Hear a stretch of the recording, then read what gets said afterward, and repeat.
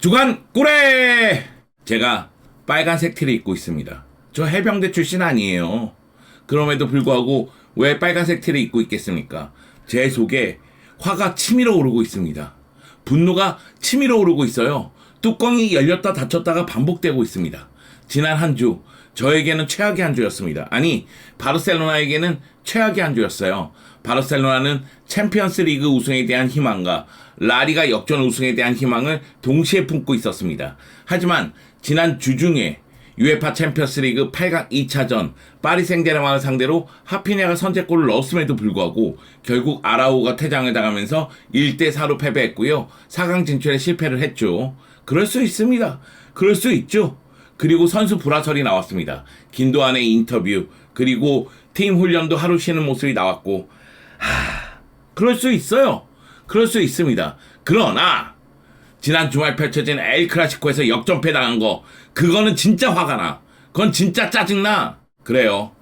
바르셀로나가 지난 라리가 32라운드 산티아고 베르나베우에서 레알 마드리드를 상대로 엘 클라시코를 펼쳤습니다. 이 경기에서 텐센이 선제골을 넣었음에도 불구하고 결국 마지막 순간에 주드 벨링엄에게 골을 허용하면서 2대3으로 역전패를 당했습니다. 이로써 바르셀로나는 챔피언스리그 안녕, 그리고 라리가 안녕. 물론 이 경기에서 바르셀로나가 승리했다고 해서 라리가 우승을 차지할 것이라는 이야기는 아닙니다. 이 경기 펼쳐지기 전에 1위 레알 마드리드와 2위 바르셀로나의 승점차는 8점이었어요. 이것을 극복하기 위해서 바르셀로나는 이 경기 승리가 절실했죠. 근데 이 경기에서 패배하면서 승점차는 11점 차로 벌어졌습니다. 사실상 레알 마드리드가 이번 시즌 라리가 우승할 것이라는 건 누구나 알고 있죠. 이번 시즌 바르셀로나는 무관이 됐습니다. 선수들은 열심히 뛰었지만 결국 결과가 나오지 않았어요. 전반기 경기력 진짜 안 좋았고요. 그 가운데서도 어떻게 해서든 승리를 쟁취하고자 노력을 했지만 결과는 지금 좋지 않습니다. 파리전도 그렇고 레알 마드리드전도 그렇고 진짜 보고 있는 꿀애들이라면 뚜껑이 열렸을 거예요. 아라우의 퇴장도 그렇고 라민 야말의 유령골도 그렇고 심판 판정이 너무 짜증나.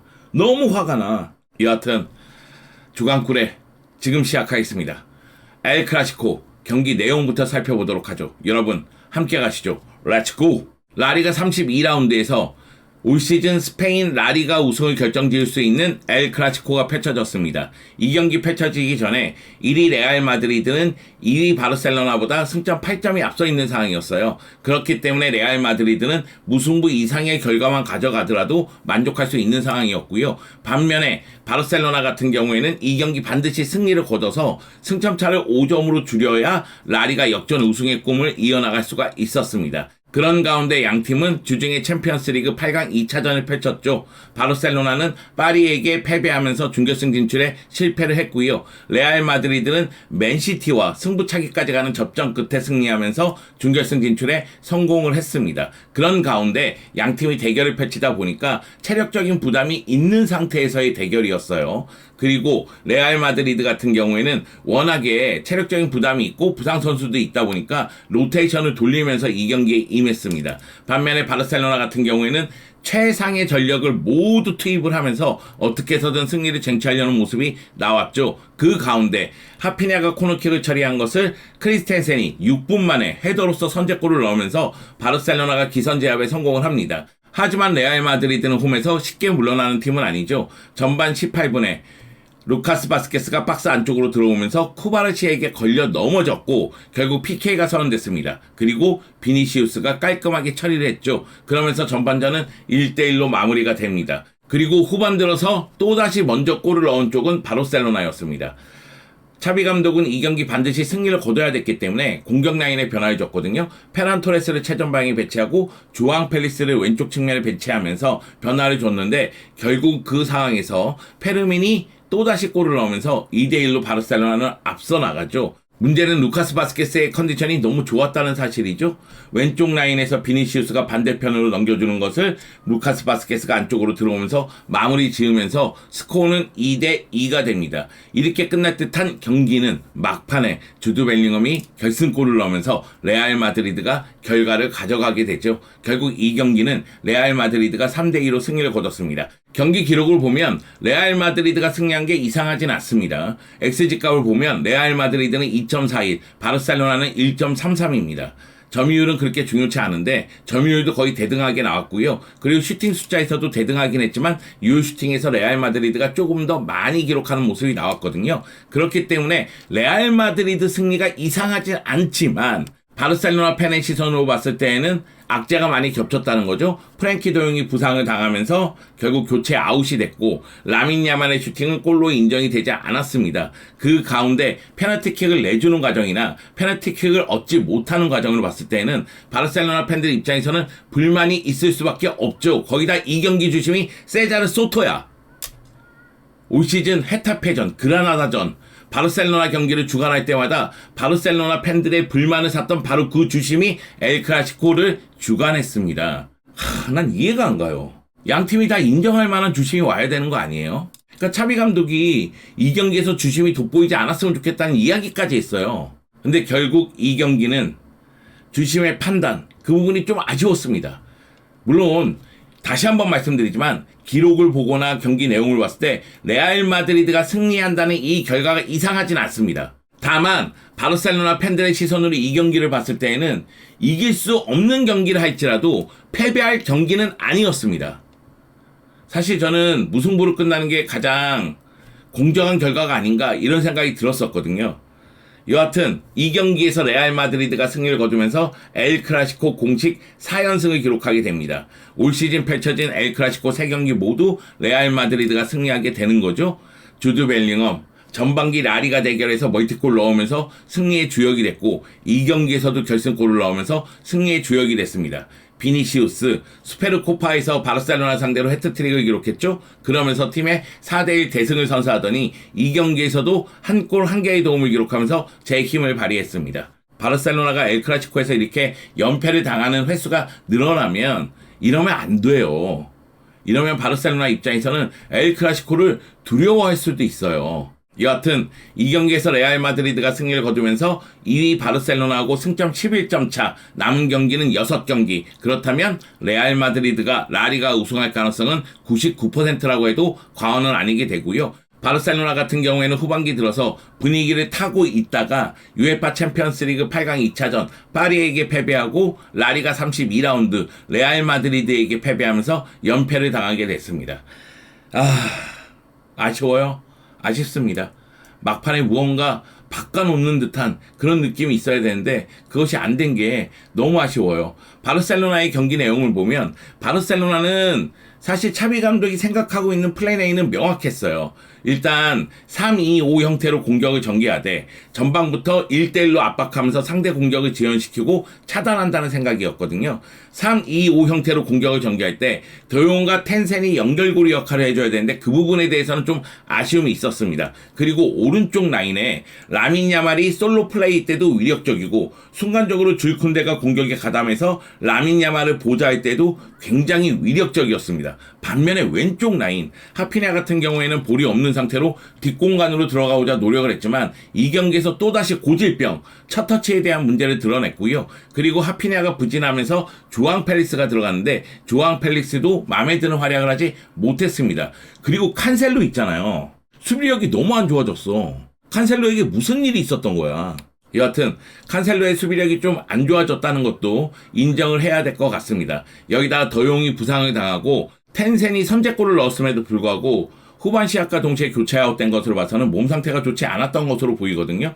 결국 더용과 텐센이 나가고 페드리와 페르민이 들어왔습니다. 그러니까 페르민이 들어오니까 긴도안이 뛰던 위쪽에서 움직이게 되고요. 긴도안은 밑으로 내려와서 페드리와 함께 1차 빌드업에 관여를 하는 모습이 나왔어요. 그러면서 공격 전개는 조금 더 원활하게 돌아가게 됩니다.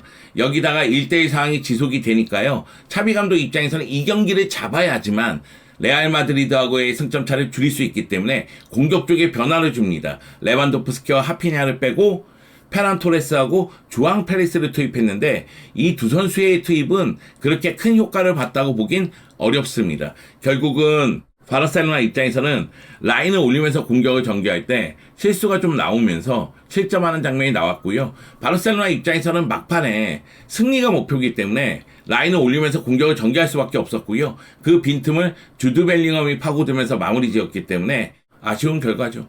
후반전 경기 운영은 레알 마드리드가 상당히 잘했다고 봐야 될 것 같아요.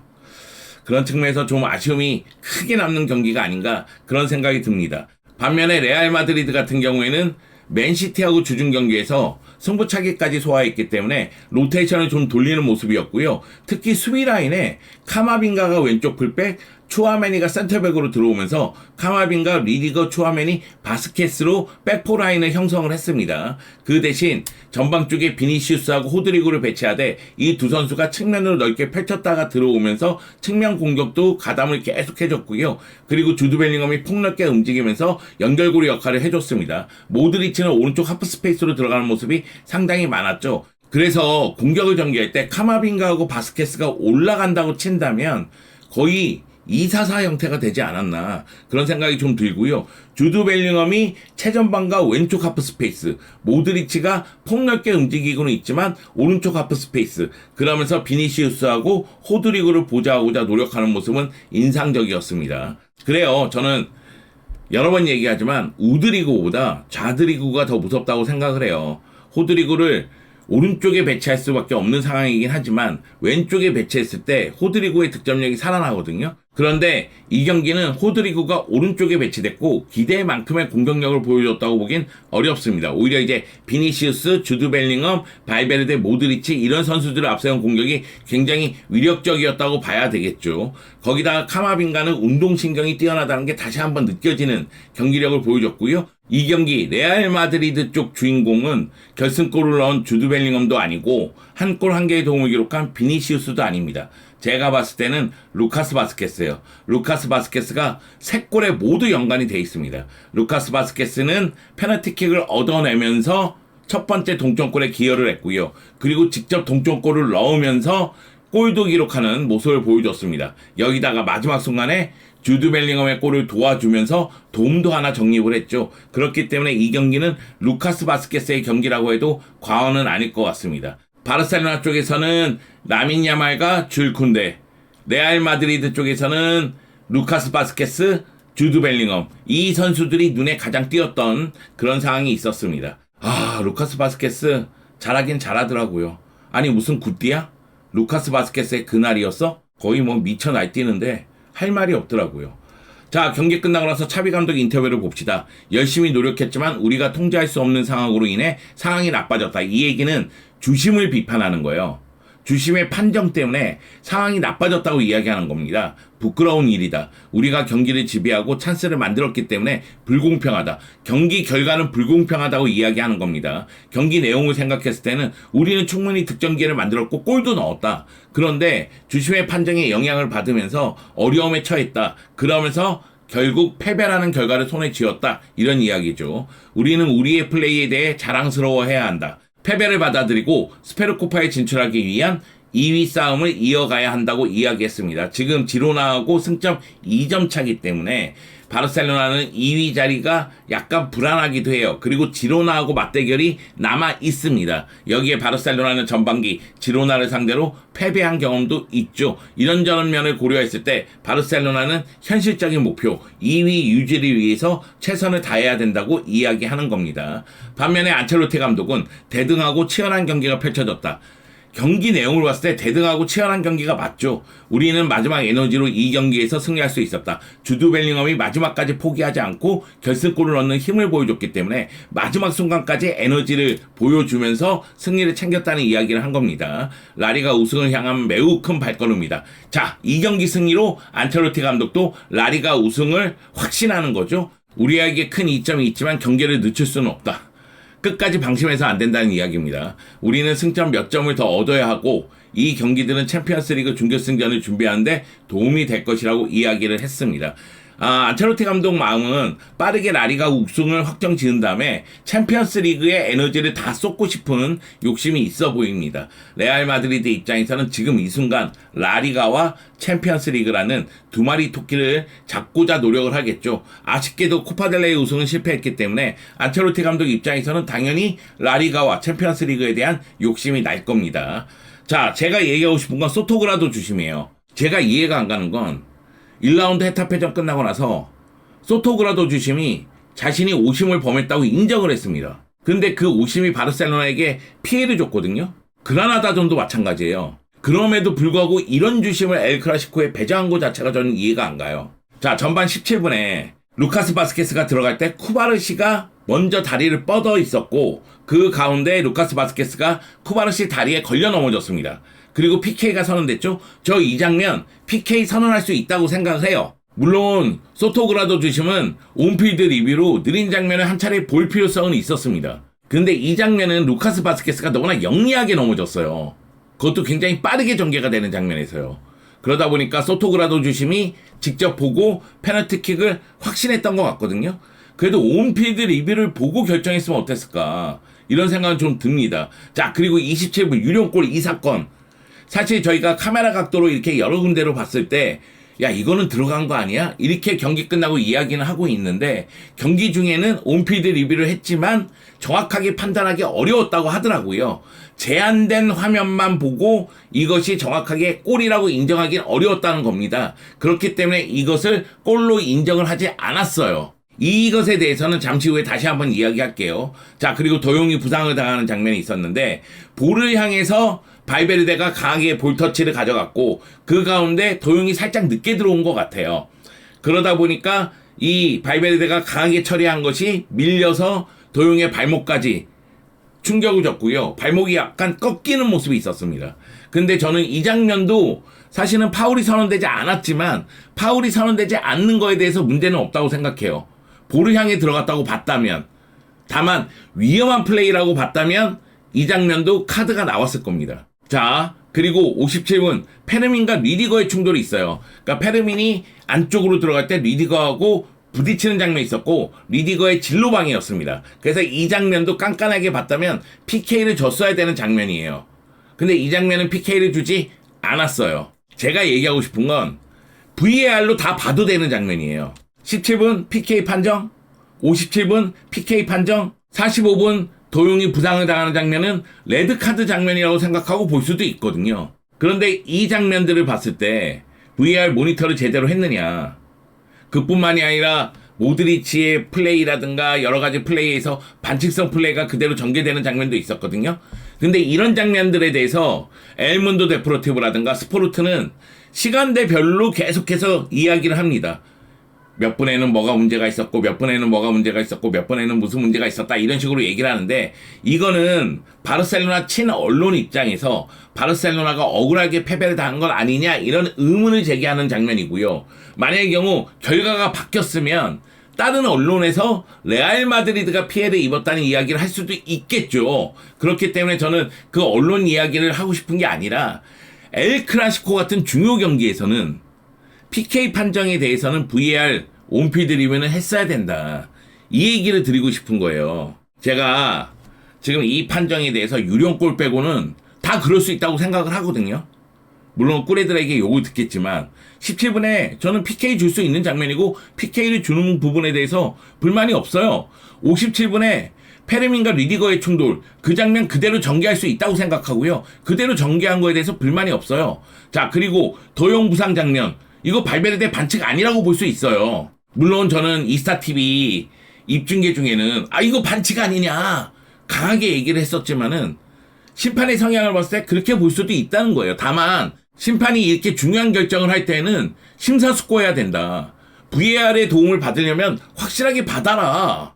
소토그라도 50 논란이 있는 주심이었는데 왜 이렇게 자신을 믿어? 사실 이 경기는 엘 클라시코고 이 경기는 올 시즌 라리가 우승의 향방을 결정하는 경기예요. 이렇게 중요한 경기에서 중요한 결정을 할 때 온필드 리뷰를 볼 수 있는데 그걸 안 보는 것 자체가 나는 이해가 안 가네. 유령골도 마찬가지입니다. 27분에 라민 야말이 찬 공이 레알 마드리드 골라인을 저는 넘었다고 봤는데 그때 루니 골키퍼가 쳐냈어요. 그래서 골라인 판독 기술이 없기 때문에 이것이 안쪽으로 들어갔느냐, 그러니까 라인을 완전히 넘어서 들어갔느냐, 그 여부에 대해서 온필드 리뷰까지 하는 모습은 있었지만 결국 골로 인정이 안 됐거든요. 그런데 언론들이 보여주는 화면을 보면은 안쪽으로 들어갔을 가능성이 더 커요. 이거는 라리가가 돈 좀 아낀다고 골라인 판독 기술 받아들이지 않은 거, 이거 큰 문제라는 게 드러난 거고요. 테바스 회장은 말도 안 되는 이야기를 하고 앉아있는데 정신 차려.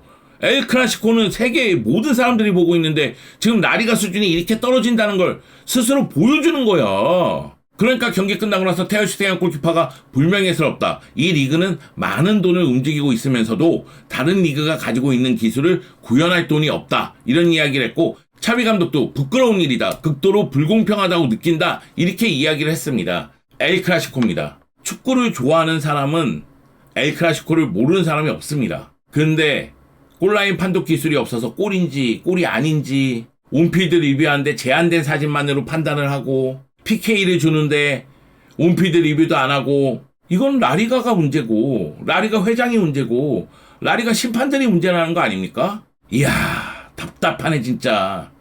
올 시즌 내내 이런 얘기를 하고 있어요. 여러분 1라운드 끝나고 주간골에 보세요. 제가 소토그라도 주심에 대해서 뭐라고 했는지. 근데 지금 라리가 32라운드 끝나고 주간골에를 찍는데 또 소토그라도 주심 얘기를 해요. 레알 마드리드 팬들 입장에서 제가 꿀에니까 야 이거 말도 안 되는 얘기한다, 뭐 주심 판정 갖고 뭐라고 한다, 이렇게 보시는 분들이 있을 수 있어요. 그러나 주심의 판정은 부메랑입니다. 주심 수준이 이 정도면 이번 시즌 어떻게 될지 모르겠지만 다음 시즌, 아니 언젠가는 레알 마드리드도 피해를 볼 수가 있는 거예요. 아틀레티코 마드리드도 피해를 볼 수가 있고요. 그렇기 때문에 이 문제를 빠르게 시정 보완해야 된다는 겁니다. 제가 얘기했잖아요. 소토그라도 주심이 PK 주는 거나 PK 안 주는 거나 그런 부분에 대해서는 심판 판정에 대해서 내가 뭐라고 얘기하고 싶진 않다. 그럴 수 있다. 주심의 성향이 묻어 있기 때문에. 근데 그런 판정을 할 때라면 좀 더 심사숙고해서 온필드 리뷰를 해야 되는 거 아니냐. 이게 제 얘기입니다. 그리고 이렇게 중요한 경기일수록 더욱더 정확하게 판단하고자 노력을 해야죠. 제가 화가 나서 자꾸만 같은 말을 반복하는 것 같습니다. 분위기를 바꿔보죠. 바르셀로나 최고의 선수는 라민 야말이었어요. 라민 야말 선수 오른쪽 라인에서 솔로 플레이도 강하고 연계 플레이도 뛰어난 모습을 보여줬고요. 실질적인 플레이메이커 역할을 했습니다. 이 경기 90분 풀타임을 소화하는 동안 슈팅 3개, 유효슈팅 3개를 했고요. 그리고 드리블도 한 차례 성공시켰습니다. 라민 야말이 이 경기에서 공격 포인트를 기록하지 못했지만 공격 쪽에서 에이스 역할을 톡톡히 했다. 플레이메이커 역할을 톡톡히 했다. 이런 평가를 들어 마땅합니다. 라민 야말이 오른쪽에서 볼을 끌고 들어갈 때가 바르셀로나 공격이 가장 위력적이었을 때예요. 왼쪽에 하피냐, 조앙 펠리스, 칸셀로 모두 만족감을 주지 못했거든요. 라민 야말이 있었기 때문에 바르셀로나의 공격은 계속해서 위력을 발휘할 수가 있었습니다. 라민 야말의 활약을 보면서 두 가지가 떠올랐어요. 첫 번째는 바르셀로나 같은 이 큰 클럽이 16세의 어린 선수에게 전적으로 의존하고 있구나. 이거 문제 아니에요? 지금 자신의 실력을 갈고 닦으면서 성장을 해야 되는 선수에게 전적으로 의지하고 있습니다. 이건 바르셀로나 팀으로서는 한번 생각해 봐야 되는 문제고요. 그리고 두 번째 떠오른 거는 이 선수 경험이 더 쌓이면 어떻게 될까? 쿠바르시도 마찬가지지만 지금도 무서운데 더 무서워지지 않을까? 특히 득점에 눈을 떴을 때 저 왼발로 골을 넣기 시작하면 그때는 어느 정도일까? 그런 기대감이 또 생겼습니다. 자, 레알 마드리드 쪽에서는 루카스 바스케스가 가장 잘했다고 개인적으로 생각하지만 주드 벨링엄 이야기를 해야 됩니다. 91분에 결승골 넣었어. 큰 경기에 너무 강해요. 아니 엘클에서 전반기 대결에서 멀티골, 2경기 결승골, 이러면 주드 벨링엄 엘클 사나이가 되는 거 아닙니까? 그리고 후반전 레알 마드리드 선수들 지쳤다는 게 느껴졌을 때 주드 벨링엄이 동해 번쩍 서해 번쩍 합니다. 이 경기 슈팅 2회, 유효 슈팅 2회, 패스 46번 시도해서 44번 성공시켰고요. 키패스가 2회입니다. 여기다 드리블도 2번 시도해서 2번 모두 성공시켰습니다. 올 시즌 공식 경기에서 21골, 라리가에서 17골. 미친 활약이죠. 바르셀로나는 이 선수를 계속 상대해야 돼요. 쫄았다는 건 아닙니다. 다음 시즌은 서력해야죠. 자, 이 경기가 이렇게 끝나면서 레알 마드리드는 라리가 우승 9분 응선을 넘어서 거의 99%다 이렇게 말씀을 드렸고요. 바르셀로나는 라리가 2위를 확정지어야 됩니다. 다음 시즌 수페르코파에 나가기 위해서. 그래서 남은 6경기 동안 또 최선을 다해야 됩니다. 바르셀로나 올 시즌 짜네. 아니 내가 짜네. 이스타TV 가서 파리하고의 UEFA 챔피언스리그 8강 2차전 그리고 엘클라시코 형준이랑 같이 봤는데 얼마나 놀림을 당했는지 내가 짠하다. 내가 생각하기에 내 스스로가 짜네. 그리고 바르셀로나도 짜네. 난 바르셀로나를 욕하고 싶은 마음이 없어. 욕할 수가 없어. 짜네. 근데 짠한 건 짠한 거고. 자, 이제 바뀌어보자. 이 경기 주드 벨링엄 골 터진 다음에 산티아고 베르나베우에서 레알 마드리드 팬들이 스테이 차비를 외쳤다고 하더라고요. 이건 조롱이죠. 그런데 차비 감독 오히려 불타오르지 않을까요? 이것 봐라. 내가 남으면 계속해서 엘클에서 진다는 얘기야? 내가 한번 남아서 바꿔봐? 이런 생각이 들 수도 있을 것 같아요. 다만 차비 감독이 떠난다면 다음 여름 바르셀로나는 또다시 폭풍이 한 차례 지나가게 됩니다. 새로운 감독이 오게 되고 선수단에도 변화가 생기겠죠. 일단 이번 시즌 잘 마무리했으면 하는 바람이 있습니다. 한번 해보자고. 남은 경기들 동안 다듬어 보자. 축구는 연속성이야. 이번 시즌이 끝나면 축구가 끝나는 게 아니야. 이번 시즌 마무리 잘해서 다음 시즌 초반 좋게 나아갈 수 있도록 한번 해봅시다. 차비 감독도 유종의 미를 거둘 필요성이 있죠. 최선을 다해봅시다. 자, 바르셀로나 최악의 한 주가 지나갔어요. 최악의 한 주가 지나갔으면 아름다운 한 주가 시작되겠죠. 마지막까지 최선을 다해봅시다. 비스카 바르사!